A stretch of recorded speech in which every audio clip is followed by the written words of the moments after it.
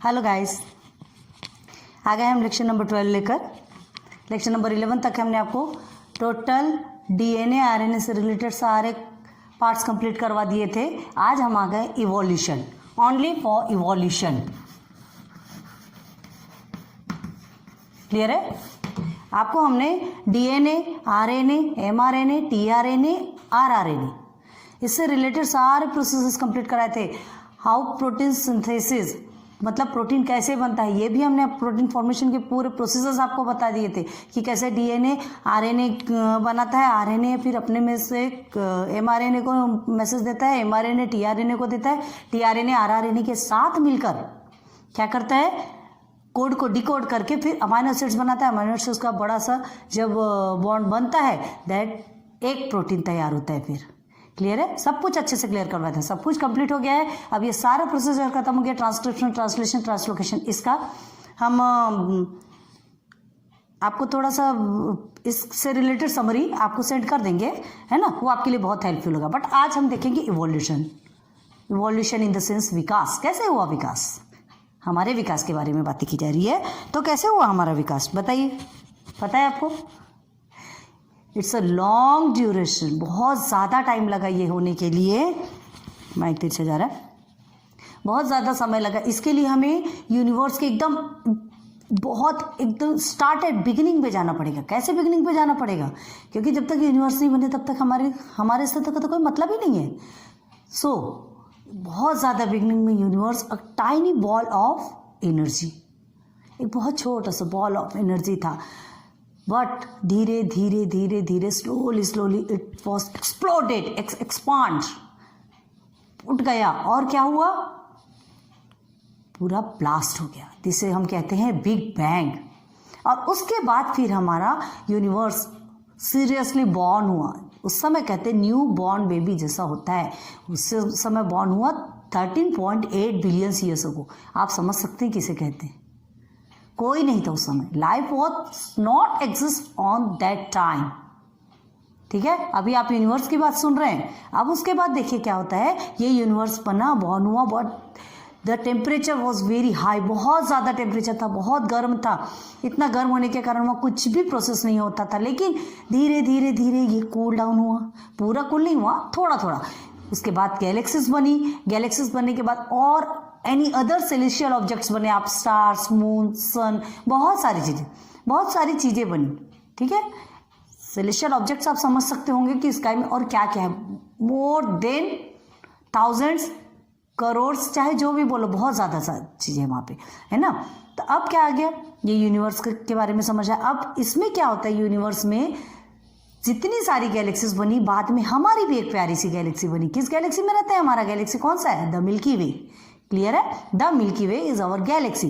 अब उस गैलेक्सी के साइड में था, द मिल्की वे के साइड में था क्या? हमारा प्यारा छोटा सा स्टार, सन जिसे कहते हैं। क्लियर है? आप सन देखते हैं तो वो एक स्टार है, आपको पता होगा। और ये जो स्टार है, इसने एक नन्हा सा परिवार फॉर्म करके रखा था, बहुत प्यारा सा परिवार बना के रखा था अपने चारों ओर। आपको पता होगा परिवार बना के रखना इन द सेंस क्या कहा जा रहा है, इजीली समझ रहे होंगे आप, है ना। तो क्या है, 8 प्लैनेट्स जो कि सन के चारों ओर, सन के सराउंडिंग्स में अपने ऑर्बिट में क्या करते हैं, वो चक्कर लगाते हैं, रिवॉल्व करते रहते हैं, है ना।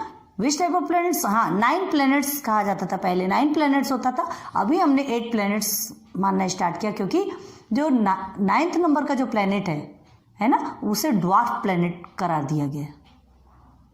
क्लियर है? 9 प्लैनेट कौन कौन से होते थे? Mercury, Venus, earth, Mars, Jupiter, Saturn and Uranus, Neptune. And 9th planet होता था that is Pluto. That was हो गया वो प्लूटो। क्यों प्लूटो ड्वार्फ प्लैनेट कहा जाने का? सन की रेज आप देखते होंगे अर्थ में आती, तो आपको समझ में आता है ना कितनी रेज होती है सन की। बहुत दूर है सन। सबसे उसके नियरेस्ट प्लैनेट कौन सा है? मर्क्यूरी। ठीक है, हिंदी में क्या कहा जाता है इन प्लैनेट्स को? बुध, शुक्र, पृथ्वी, मंगल, बृहस्पति, शनि, अरुण, वरुण। और जो लास्ट वाला था वो यम कहा जाता था, जो कि ड्वार्फ हो चुका है ना। तो देखिए बुध सबसे ज्यादा हॉट रहता है। क्यों हॉट रहता है? बिकॉज सन के सबसे नियरेस्ट है। And our earth is 3rd planet, 3rd number of planet, 4th is fourth is Jupiter, जो सबसे बड़ा क्या कहलाता है? जुपिटर। एंड सबसे सुंदर कहलाता है सैटर्न। क्लियर है? सबसे सुंदर रिंग वाला रहता है सैटर्न। आप देखते होंगे कहीं पे प्लेनेट के चारों ऐसे ओर से एक रिंग बनी रहती, बहुत प्यारा कहलाता है। क्लियर है? तो ये प्लैनेट्स हो गए, ठीक है। सन ने अपना नन्हा सा परिवार फॉर्म कर लिया, बहुत अच्छा परिवार, जो कि उसके ऑर्बिट में चारों ओर रिवॉल्व करने लगे, घूमने लगे, ठीक है। अर्थ का जो क्या बोलते हैं, जिसे कि हिंदी में उपग्रह बोलते हैं, सैटेलाइट। क्या है पता है अर्थ का सैटेलाइट? मून है। हमारे अर्थ का एक ही सैटेलाइट है, मून। याद होना चाहिए, हमको दिखता है हमारे अर्थ से, ठीक है। देन अब हम आ गए अपने अर्थ पर, ठीक है। हमारा अर्थ बहुत ज़्यादा गर्म था उस टाइम पे।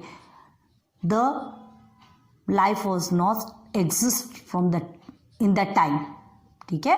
क्या होता था, इतना ज़्यादा गर्म होने के कारण वहाँ कुछ भी नहीं कर पाता था। फिर धीरे धीरे धीरे धीरे कूल डाउन हुआ, एकदम ज़्यादा नहीं हुआ, थोड़ा हुआ, बट वहाँ पे और क्या होने लगी? लाइटनिंग होने लगी, लाइटनिंग्स और वॉल्केनिक इरप्शंस भी होने लगे, बहुत सारी चीज़ें, बहुत सारे ऐसे प्रोसेस होने लगे। वॉल्केनिक इरप्शंस हुए, लाइटनिंग हुई, टेम्परेचर बहुत हाई था ना, बहुत हाई टेम्परेचर के कारण बहुत सारे ऐसे प्रोसेसेस होते थे।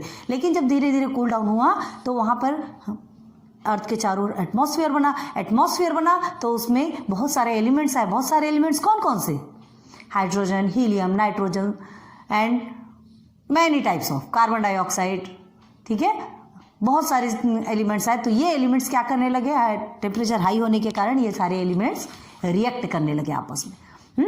आपस में रिएक्ट करने इन द सेंस आप समझ सकते हैं, हमने पेरेंट्स और प्रोजेनी आपको बताया था, याद कीजिए। तो जब दो पेरेंट्स मिलते हैं तो एक प्रोजेनी क्रिएट होता है, तैयार होता है, फॉर्म होता है, बॉर्न होता है, जिसे कि हम ऑफ स्प्रिंग भी कहते हैं। बताया था हमने, जो बच्चा जब एकदम स्टार्टिंग टाइम होता है वो प्रोजेनी या क्या कहलाता है? ऑफ स्प्रिंग, बच्चे को वही कहा जाता है, ठीक है। बताया था, अगर आपने नहीं देखा है लास्ट 10, 11 तक के देखिए।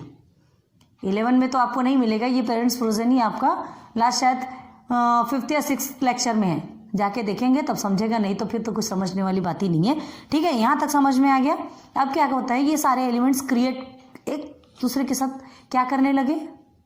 रिएक्ट करने लगे। रिएक्ट किए तो न्यू फॉर्म हुआ, न्यू क्रिएट हुआ, क्या? केमिकल्स, न्यू एलिमेंट्स क्रिएट हुआ। न्यू एलिमेंट्स क्रिएट होने के बाद बहुत ज़्यादा हाई टेम्परेचर के कारण वो भी वैसे ही रिएक्ट करने, again and again reaction start रहा कंटिन्यूअसली, ठीक है। देन उसके बाद फिर क्या होता है, ये रिएक्शन होने के बाद धीरे से हमारे अर्थ में क्या हुआ? वाटर आया। लेकिन ये वाटर किस फॉर्म पे आया? उस समय भी टेम्परेचर बहुत हाई था, अर्थ का टेम्परेचर बहुत ज़्यादा हाई था, तो water was in the form of vapour के रूप में रहता था। वाटर नहीं था उस समय, बहुत ज़्यादा गर्म था उस समय, है ना। हम कूल डाउन हो रहा है ये कह रहे हैं, लेकिन इतना ज़्यादा कूलिंग हुआ था, कूल होने के लिए बहुत टाइम लगता है। तो ये वेपर के फॉर्म में जब बस वाटर ऊपर जाते जाता तक अर्थ में वाटर के फॉर्म पे नहीं था, वो only and only vapour form में था, ठीक है। फिर उसके बाद क्या हुआ? Earth started to cool down. कैसा? टेम्परेचर कम होगा, है ना, तो water will start to condense, बारिश चालू हो गई, बहुत ज़्यादा रेनफॉल हुआ। कब तक के रेनफॉल हुआ पता है आपको? 60,000 ईयर्स तक आपको। Okay, then we start. थोड़ी कुछ प्रॉब्लम आ जाती है जिसके कारण हमें थोड़ा सा रुकना पड़ जाता है। तो हम कहाँ पर आए थे? Water is in the form of vapour, ठीक है। फिर वेपर के फॉर्म में वो ऊपर क्या होता गया? क्लाउड्स बनना। आपको पता है कैसे क्लाउड बनता है? देन वाटर कंडेंस्ड एंड धीरे धीरे रेन स्टार्ट हुआ, बहुत ज़्यादा बारिश हुई। 16,000 ऑफ ईयर्स अर्थ पे ओनली बारिश, सिर्फ बारिश। और इसके बाद फिर हमारा अर्थ थोड़ा थोड़ा कूल डाउन होने लगा। लेकिन उस समय भी क्या हुआ था? अल्ट्रावायलेट रेडिएशंस से हमारा अर्थ इफेक्ट होता था। वॉल्केनिक इरप्शंस होते थे, बहुत सारी लाइटनिंग्स होती थी, बहुत सब कुछ हुआ। ये क्या हुआ? 3.5 बिलियन ईयर्स अगो की बात है, ये हमारे अर्थ फॉर्म होने में। यहाँ तक आपको समझ में आ गया होगा अर्थ से रिलेटेड, है ना। लेकिन अब ये जो फिर पानी आया तो क्या हुआ? जब बहुत 60,000 ऑफ ईयर्स तक बारिश हुई तो क्या बना? बाद में seas, shrimps, lake, rivers, ponds, बहुत सारे वाटर से रिलेटेड थिंग्स फॉर्म हो गए। यहाँ तक के क्लियर हो गया आपको? अब फिर बाद में हम देखेंगे कि इस पानी में क्या है। अब हम उस पानी में चलेंगे, ठीक है। यहाँ तक कि आपने अर्थ का क्लियर कर लिया, फिर हम नेक्स्ट लेक्चर पे पानी में चलेंगे। यहाँ तक आप समझ लीजिए इवोल्यूशन की प्रोसेस कैसे स्टार्ट हुई। यूनिवर्स बना, यूनिवर्स बनने के बाद सेलेशियल ऑब्जेक्ट्स बने, गैलेक्सीज बनी, अपनी गैलेक्सी बनी, गैलेक्सी बनने के बाद सन बना, सन के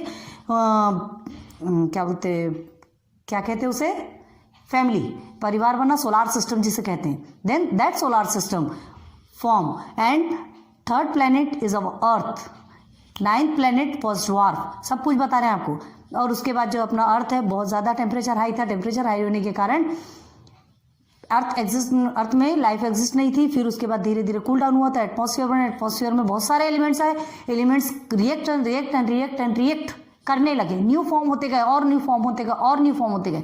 ऐसा फॉर्म होते होते क्या हुआ, बाद में वाटर आया, वाटर आया, but that is in the form of vapour, vapour हुआ। फिर वो वेपर के फॉर्म में जब बहुत सारा जब इकट्ठा हो गया जिसे कहते हैं, बाद में 60,000 ऑफ ईयर्स तक अर्थ में ओनली एंड ओनली बारिश होती है, बारिश हुई, सीज बने, रिवर्स बनी, बहुत सारे ऐसे थिंग्स ऑफ वाटर फॉर्म हो गए, सोर्सेस ऑफ वाटर फॉर्म हो गए। यहाँ तक कि आप समझ गए। अब हम आएंगे पानी में। उस समय भी लाइफ एग्जिस्ट नहीं थी, उस समय भी लाइफ नहीं थी, उस समय भी कोई भी जीव, कोई भी बैक्टीरिया, इन से कुछ भी नहीं था।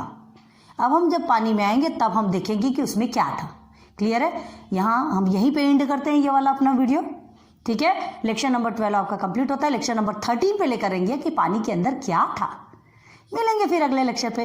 तो उस समय तक आप पढ़िए, इसे समझिए, बहुत अच्छे से समझ जाएंगे। हाँ, ये ध्यान रखिए, जो यूनिवर्स है जब एक्सप्लोड हुआ, एक्सपांड हुआ, तो उस समय उसे बिग बैंग आ जाते। याद रखिए इस चीज़ को, ठीक है। So thanks for watching my videos अच्छी लगी हो तो लाइक, सब्सक्राइब, शेयर कर दीजिए। बहुत ज़्यादा टाइम हो जाता है तो फिर हम अफोर्ड नहीं कर पाते, हमारा वीडियो अपलोड नहीं हो पाता, sorry. So thanks for watching my videos, thank you.